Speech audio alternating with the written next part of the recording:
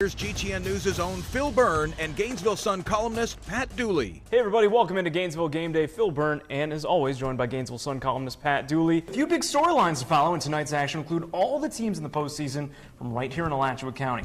Buchholz, GHS, Eastside, and Santa Fe are all in, with Buchholz and Santa Fe at home tonight. All right, so we're going to revisit that 9-7 win over Vanderbilt, and then we're just going to bury this one aside, hopefully never talk about it again, because it was absolutely ugly. Well, we usually don't give a lot of credit to kickers and punters, but you know what? We're going to change that right now. Perhaps we should. Gators punter Johnny Townsend is averaging 44 yards per punt, the best in the SEC. We've been talking about football a good deal over the summer, but it was all about the hypotheticals and the what-ifs. Finally, on the eve of training camp, we actually have some tangible football that we can talk about. Two undefeated teams set to take the primetime stage in Death Valley in Baton Rouge tomorrow night. Now, most figured the LSU Tigers would be in this spot with the success that they have had in recent memory, but not the Florida Gators with the struggles in the last couple of years and ultimately leading to Muschamp out, McElwain in. He's got two big tasks on his hand in year one. One is improving the Gators offense. It just wasn't good enough last year under Donovan. And two, how do you replace the legendary Donovan and put your own brand on this program? So when you think about the SEC, you think about all the great players, the great teams, the great coaches, the great voices. The voice of the SEC is Vern Lundquist. You hear him every single week on CBS. I had the great opportunity of sitting down with him earlier this afternoon and breaking down this SEC championship game, and here's his thoughts. The Gators entered Atlanta as the second largest underdogs in SEC championship game history, as most expected the Alabama Crimson Tide with Derrick Henry to simply run away with this game.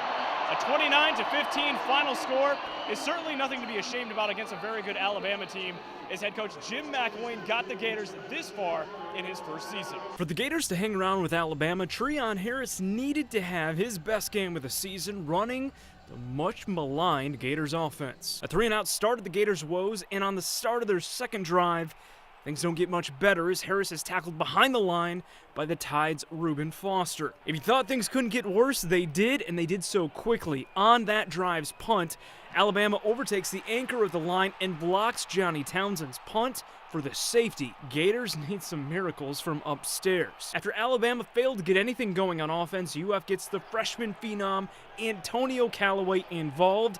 The punt is caught deep in Gator territory, and the youngster from Miami turns on the Jets, racing into Bama territory and taking this one all the way back to the house for 6 points. Strike up the band, as the touchdown finally gave Gator Nation and the Gator bench something to smile about. Over the course of the next 15 minutes, we'll break down this game, this season, and even give you a sneak peek of what to expect in the fall of 2016. We'll kind of look into our crystal ball, so to speak. But first, let's break down what went down in Orlando. Yeah. Entering the game, so much was made about the two coaches, but eventually this one had a chance to play out. Out of the gate, Treon Harris hits Antonio Callaway for a gain of about 25 and into Michigan territory. 2 plays later, Treon Harris looks to the air again, but Demarcus Robinson fails to bring the ball down over the tight coverage of Michigan's secondary. Tough luck play right there.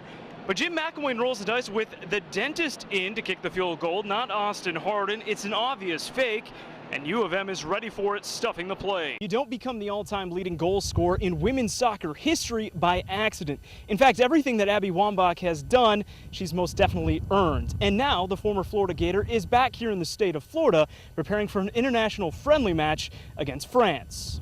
Time and time again, Abby has delivered on the pitch for Team USA, but those who know her best call her both a leader and a role model. Abby's a true leader, and she really leads not only with what she says, but by example. And I've really learned a lot from her in these last couple of years. I'm happy to be back with the national team, a lot due to her, because she, she does motivate me so much.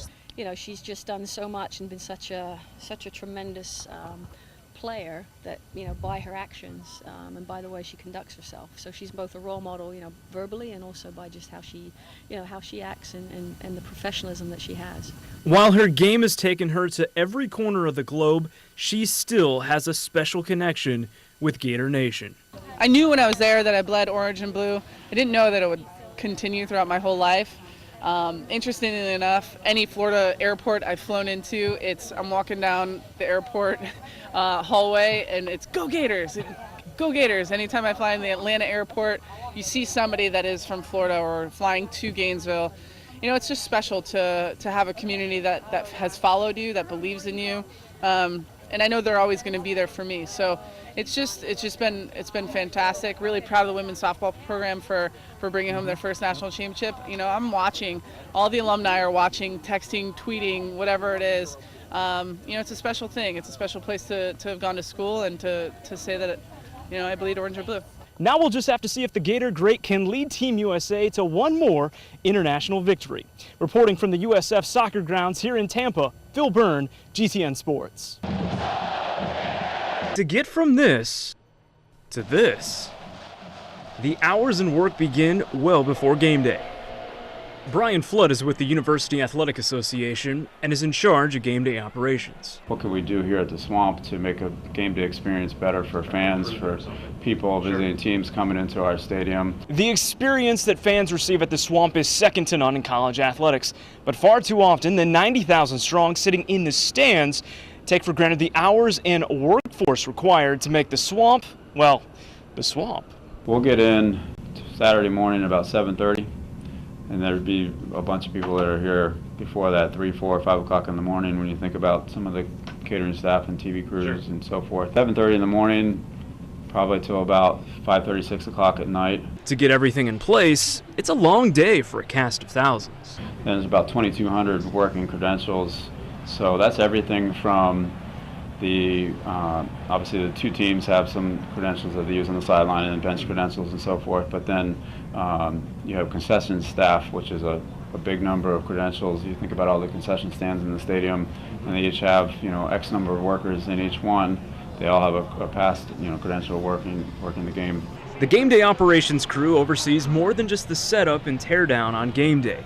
Flood plays a vital role once the ball is kicked off and makes sure that everything can go smoothly even when the unthinkable happens, like a rained-out Idaho game in 2014. And we see like another storm starting to brew, like a little isolated thunderstorm, and it's got lightning in it, and sure enough, lightning strike at like 6.7 miles or 8 miles, whatever, within our radius. And so I have to run out to Matt Moore, was a referee from the SEC that night, and Matt, you know, sorry, we gotta bang it right now. And so we're back in, and in the night, the athletic directors of the conference office and the head coaches just made the decision. It was probably, and the university presidents were involved as well at that point. At the end of the day, it just wasn't happening that night, and it was a really unique experience for everybody involved. But the Swamp is only as good as the people inside of it. Flood and his crew ask for feedback. Make sure everybody's happy, and we take, you know, we love getting feedback from fans, whether it's email or phone calls, and following up, you know, try to make a, you know,